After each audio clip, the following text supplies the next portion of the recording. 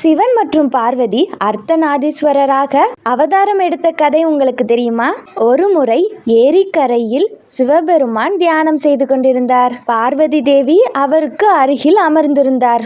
அப்போது பிருகு முனிவர் வந்து சிவனை மட்டும் வழிபாடு செய்ய முயன்றார். முனிவர் வந்ததும் சிவபெருமானுக்கு அருகில் பார்வதி தேவி நெருங்கி அமர்ந்தார். முனிவருக்கு இந்த செயல் சுத்தமாக பிடிக்கவில்லை. அதனால் அவர் இடையூறு செய்தார். அப்போது சிவபெருமான் சிரித்துக்கொண்டு பார்வதி தேவி இன்னும் நெருக்கமாக அமருங்கள் என்றார்.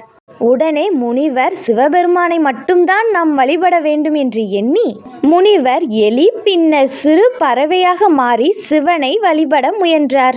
அப்போது பார்வதி தேவிக்கு கோபம் வந்தது. எரிச்சலுற்ற பார்வதி தேவியை சிவன் தன்னுள் இழுத்துக்கொண்டு அர்த்தநாதீஸ்வரராக உருவெடுத்தார். இவ்வாறுதான் அன்பும் ஐஸ்வர்யமும் ஒன்று சேர்ந்த அரிய உருவம் தோன்றியது.